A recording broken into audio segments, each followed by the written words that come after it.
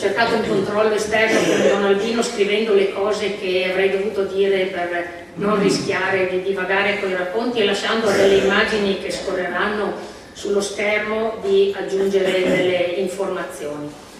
Ho vissuto per 5 anni nella Baixada Fluminense, nella periferia della periferia di Rio de Janeiro.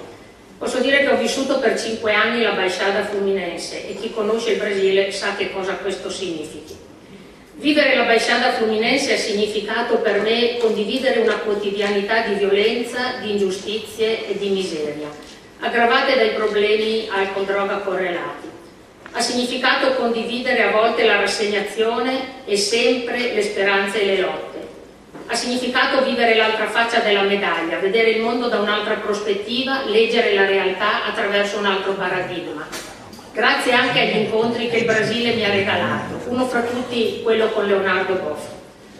Avevo letto alcuni suoi libri, conosciuto in parte la sua storia e le sue lotte, ma nel primo incontro con lui, a Fé Politica, ho scoperto la sua nuova, allora, dedizione alla difesa della terra, dedizione per la quale molti di coloro che con lui avevano lottato per la difesa dei più poveri, o meglio, degli impoveriti, come si diceva in Brasile, lo accusavano di non essere più rosso, ma di essere diventato verde.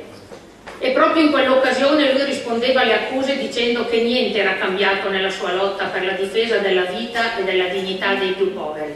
Perché ora il vero grande povero, il più povero dei poveri da difendere e da proteggere era la terra, anzi Gaia, la madre terra.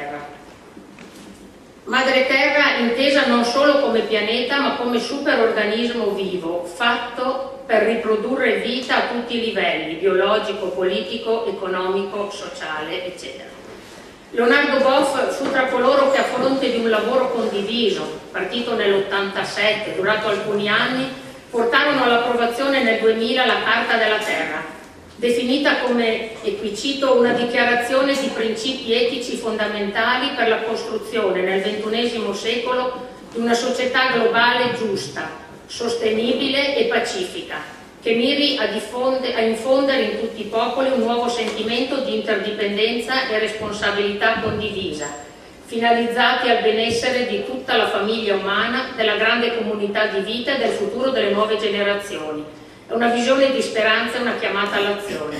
La Carta della Terra riconosce che gli obiettivi della protezione ecologica, dello sradicamento della povertà, dello sviluppo economico equo, del rispetto dei diritti umani, della democrazia, della sicurezza e della pace sono interdipendenti ed indivisibili.